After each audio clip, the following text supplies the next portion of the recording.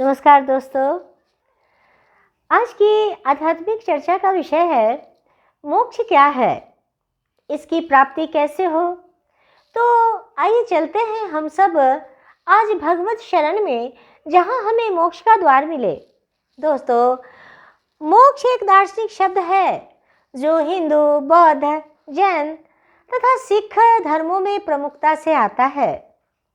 शास्त्रों और पुराणों के अनुसार जीव का जन्म और मरण के बंधन से छूट जाना ही मोक्ष है। इसे विमोक्ष, विमुक्ति और मुक्ति भी कहा जाता है। भारतीय दर्शनों में कहा गया है कि जीव अज्ञान के कारण ही बार बार जन्म लेता है और मरता है। इस जन्म मरण के बंधन से छूट जाने का ही नाम मोक्ष है। दोस्तों, सनातन धर्म में मोक्ष तक पहुंचने के सैकड़ों मार्ग बताए गए हैं। गीता में उन मार्गों को 4 भागों में समेटा है। ये 4 मार्ग हैं: कर्मयोग, सांख्य योग, ज्ञान योग और भक्ति योग। हिंदू धर्म के अनुसार धर्म, अर्थ, काम और मोक्ष में से मोक्ष प्रत्येक व्यक्ति के जीवन का अंतिम लक्ष्य माना गया है। दोस्तों, भगवान बुद्ध को मोक्ष प्राप्त करने के लिए अपना पूरा जीवन साधना में बिताना पड़ा। भगवान महावीर को मोक्ष प्राप्त करने के लिए घोर तपस्या करनी पड़ी और ऋषियों को मोक्ष प्राप्त करने के लिए योग और ध्यान की कठिन साधनाओं को पार करना पड़ता है। मोक्ष मिलना आसान नहीं है दोस्तों। दुनिया में सब कुछ आसानी से मिल सकता है, लेकिन स्वयं को पाना आसान नहीं है। स्वयं को पाने का मतलब है सभी तरह के बंधनों से मुक्ति का हो जाना। दोस्तों, मोक्ष एक ऐसी दशा है जिसे मनोदशा नहीं कहा जा सकता है। इस दशा में ना मृत्यु का भय होता है, ना संसार की कोई चिंता। मोक्ष समयातीत है, जिसे समाधि कहा जाता है। मोक्ष या समाधि का अर्थ अणु परमाणुओं से मुक्त साक्षित्व पुरुष हो जाना है। ज्ञाता, ज्ञान और ज्ञेय का भेद मिट जाना ही मोक्ष है। यहाँ न भूख है, न प्यास है, न सुख न दुख, न अंधकार न प्रकाश, न जन्म न मरण और न किसी का प्रभाव। अर्थात हर तरह के बंधन से मुक्ति। अतः स्पष्ट रूप में कहा जा सकता है कि मोक्ष का अर्थ है प्राणी का जन्म और मरण के चक्र से छूटकर स्वयंभू और आत्मवान हो जाना। दोस्तों, जब मनुष्य मोक्ष प्राप्त कर लेता है, तब फिर उसे संसार में आकर जन्म लेने की आवश्यकता नहीं होती। दोस्तों, अब प्रश्न यह उठता है कि हम मोक्ष कैसे प्राप्त करें। तो इसके लिए श्री कृष्ण ने बताया है भगवत गीता में कि मोक्ष प्राप्त करने के लिए ईश्वर की आज्ञा का पालन, धर्म की बुद्धि, योगाभ्यास, परोपकार, सत्य भाषण, पक्षपात रहित न्याय, तप, स्वकर्तव्य पालन एवं इंद्रियों का संयम इत्यादि का निरंतर अभ्यास आवश्यक है। कहा गया है कि स्वभाव से अल्पज्ञ जीवात्मा अविद्यावश प्रकृति पाश अर्थात जन्म और मृत्यु के चक्र में फंसता है और कर्मानुसार विभिन्न योनियों अर्थात शरीर को धारण करता है। ईश्वर की व्यवस्था में बंधा हुआ जीवन नाना प्रकार की योनियों में तब तक चक्र काटता है जब तक वह मुक्त नहीं हो जाता। जीव जब अपने पुण्य कर्मों द्वारा मनुष्य के शरीर में आता है, तब वह मोक्ष अर्थात आवागमन के चक्र से छूटने का अवसर प्राप्त करता है।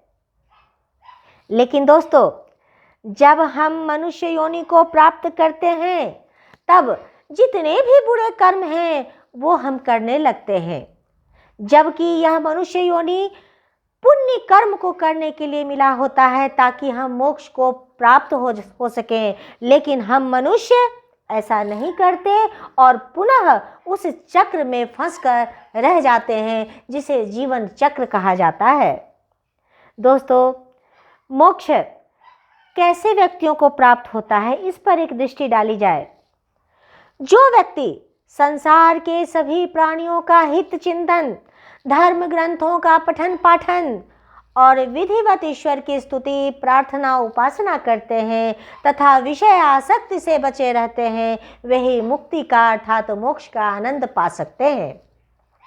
अविद्या से ग्रसित, पक्षपाती, अधर्मी, कुसंगी, दुर्व्यसनी, अन्यायी, मांसाहारी, मदिरा का सेवन करने वाले, रिश्वतखोर, कामचोर, आलसी, निकम्मे, निठल्ले, कुतर्की, दुराचारी, चरित्रहीन, पाखंडी, अंधविश्वासी, धूर्त, कपटी, मतवादी तथा जर की पूजा करने वाले अधर्मियों को कभी मोक्ष प्राप्त नहीं होता, ऐसा भगवत गीता में कहा गया है।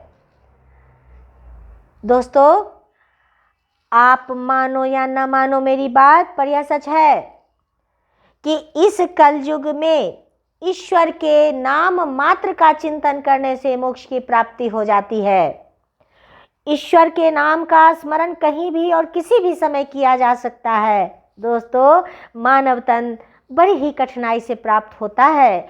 यही एक योनि है जिसमें रहकर हम भगवान की कृपा प्राप्त कर सकते हैं। जिस तरह यज्ञ करते समय हम विधि विधान का पालन करते हैं, ठीक उसी तरह जीवन को भी यज्ञ मानते हुए हमें ईश्वर के बताए मार्ग पर चलते हुए उनकी कृपा प्राप्त करनी चाहिए।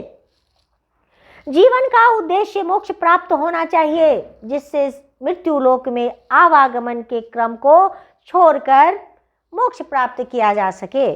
अंत में दोस्तों, मैं एक महत्वपूर्ण बात कहना चाहूँगी आप सबसे। गायत्री मंत्र सबने पढ़ा होगा, सबने सुना होगा। तो दोस्तों, गायत्री मंत्र का पाठ जो मनुष्य प्रतिदिन करता है वह मोह माया से दूर रहता है, सांसारिक मोह माया के बंधनों से वह मुक्त हो जाता है। अंतिम समय में उसे मोक्ष की प्राप्ति होती है जो व्यक्ति निरंतर गायत्री मंत्र का पाठ करता है। तो दोस्तों, आइए हम सब मिलकर उस गायत्री मंत्र का पाठ करें और अपने आप को मोक्ष के अभिलाषी बने। ओम भूर्भुवः स्वः तत्सवितुर्वरेण्यं